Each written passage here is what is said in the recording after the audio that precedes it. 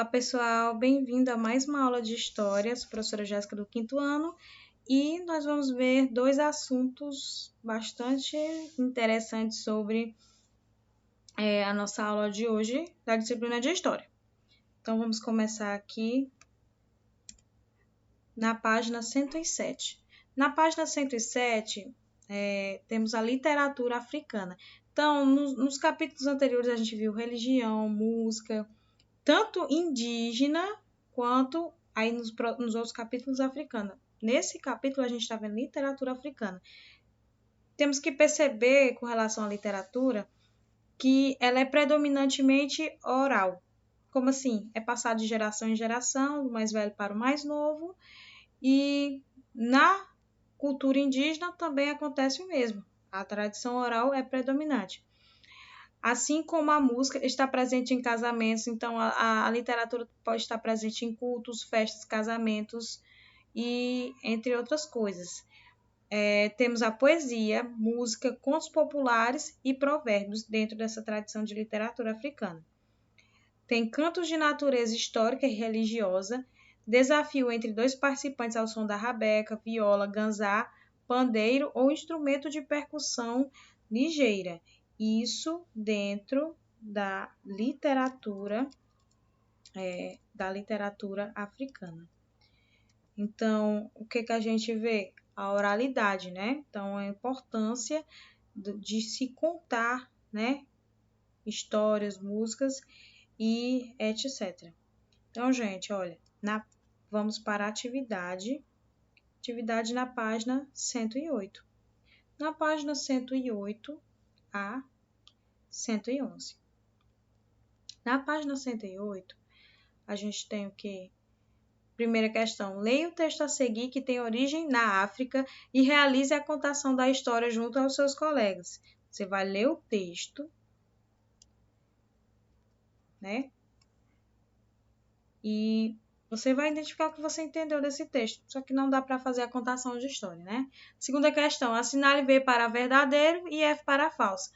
A literatura africana está baseada na oralidade? Verdadeiro ou falso? Segundo, na produção literária africana estão presentes cantos correspondentes a diversas situações, trabalho, lazer, religião e etc. Os contos de tradições não são utilizados na literatura africana. Verdadeiro ou falso? São comuns também os cantos com desafios entre dois participantes ao som da viola, rabeca, ganzá, pandeiro, entre outros. Então, você vai identificar se essas afirmativas são verdadeiras ou falsas. Terceira questão. Pesquise uma música sobre a cultura africana, escreva o nome dela e ilustre abaixo. Você vai pesquisar a música e vai fazer um desenho sobre a música. Quarta questão. Reflita sobre o motivo de o vovô Nsamani ter contado a história da moça e da serpente, registrando sua opinião sobre a tradição que ainda existe em alguns lugares da África. Então, baseado no que você leu o texto, você vai responder a questão de número 4. Na página 111, 5. Que motivos levaram a moça a se casar com a serpente? Sexta questão. As palavras abaixo são de origem africana. Pesquise no dicionário o significado de cada uma, depois escolha uma delas e forme uma frase. Então, você vai pesquisar o significado de cada palavra aqui e escolher umas duas para formar as frases. Agora, vamos para o próximo capítulo de história. Que é imigrantes. Na página 112, a gente verifica o quê?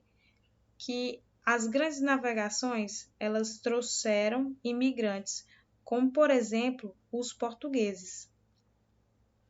E os portugueses, eles trouxeram escravos, né? Como os africanos, trouxeram os africanos escravizados para trabalhar nas capitanias hereditárias também e para trabalhar nos engenhos, né, da cana-de-açúcar. Então, em 1530, isso ocorreu em 1530, também houve o quê? Por conta dessa imigração, por conta dos portugueses virem para cá, para o Brasil, por conta dos africanos também virem aqui como mão de obra para ser escravizados, e também da população que já vivia no nosso território, que é os indígenas, houve uma mixigenação, que é uma mistura das raças, e aí formou a população brasileira que nós conhecemos hoje, né? Em Portugal, a gente vê o quê? Que não teve essa imigração como teve no Brasil. Porque teve a questão teve uma proibição que impediu outras nacionalidades, tanto franceses, holandeses, de irem para Portugal, mas isso não impediu que eles viessem para cá, né? Então a proibição não impediu que essas pessoas dessas nacionalidades não impediu de virem para o Brasil. Então quem veio para o Brasil? Quem veio? Veio franceses, veio ingleses, espanhóis, e todas essas nacionalidades de pessoas aportavam em nossa terra. Então, chegaram aqui no Brasil. Na verdade, o processo de imigração ele teve caracterizado por 3 períodos da escravidão: auge, declínio e extinção. O auge caracteriza-se pela chegada dos portugueses até meados de 1850. Só pela chegada? Não, né? Não somente pela chegada, porque que teve a proibição do tráfico, né? Do tráfico de escravos. E o que aconteceu? Nesse período, milhares de africanos chegaram ao Brasil como escravos e muitos europeus para viver em nossas terras. Então, o declínio da escravidão ocorreu o quê? O declínio ocorreu no período entre a proibição do tráfico em 1850 e a extinção da escravidão em 1888. Medidas como ventre livre, né, que o filho que nascesse do escravo ele tinha liberdade, a lei dos sexagenários, que quando o escravo fizesse mais de 60 anos ele poderia ser libertado, e por fim a Lei Áurea, que foi assinada pela princesa Isabel para a libertação dos escravos. Então, teve todas essas medidas que colaboraram para o declínio da escravidão no Brasil, né? Que foi o período entre a proibição do tráfico, em 1850, e a extinção da escravidão, em 1888. Então, a escravidão foi extinta em 1888. A extinção da escravidão, né? Que é um dos 3 processos da imigração no Brasil. Vai desde a abolição da escravatura até meados do século XX, quando o trabalho livre e assalariado passou a ser chamado de mão de obra. Então, em 1888 acabou a escravidão, e o que aconteceu? Passou a ter um trabalho de mão de obra assalariado, chamado mão de obra. Então, o que ocorreu? O Brasil, ele fomentou, né, que houvesse uma imigração, né? Fez uma campanha para que houvesse imigração, e essas pessoas que vieram de outras nacionalidades vieram trabalhar nas fazendas de café, principalmente nas regiões chamadas de São Paulo, né? Então, a imigração teve 2 caráteres, né?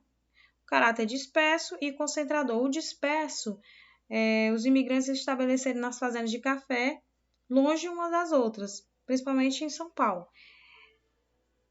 Concentradora. Na região sul, a imigração teve esse caráter porque os imigrantes se estabeleceram em colônias e, por isso, não tiveram muito contato com o povo brasileiro, né? Então, como eu disse, o governo brasileiro fez uma campanha para estimular a migração, principalmente quem? Portugueses, italianos, espanhóis, alemães, japoneses, holandeses e franceses, né? Quais foram as contribuições dadas pelos imigrantes ao povo brasileiro, né? Urbanização e arquitetura, divulgação e introdução técnica para atividades econômicas, agricultura e indústria, influência na arte, na literatura, na educação, na gastronomia e na sociedade. Então, comprovando isso, né? Quais foram as contribuições que esses imigrantes, né, os franceses, todo esse povo espanhóis, portugueses, trouxeram para o Brasil? Na gastronomia tem a pizza italiana. E temos também na arquitetura, arquitetura alemã. Além de ter influência na arte e na literatura, né, gente? Bom, atividade na página 115 e 116. Na página 115, temos o quê? Temos, primeira questão, como foi a imigração no período colonial?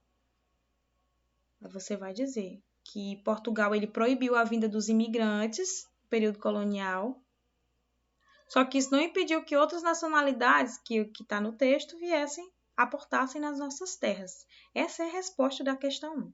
Segunda, escreva as características dos 3 períodos do processo de imigração, que foram os 3 períodos, o auge, o declínio e a extinção da escravidão. Então, vocês vão escrever as características deles, né? Terceira questão, escreva como ocorreu a imigração nas regiões sudeste e sul do Brasil em relação a...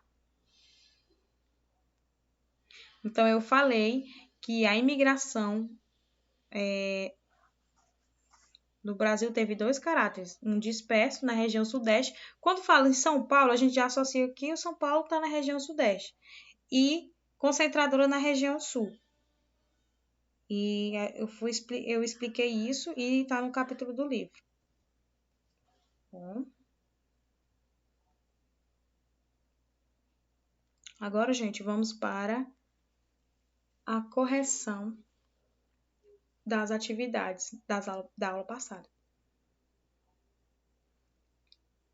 Página 101 a 106. Então, vocês vão pausar os slides e verificar se as respostas estão corretas.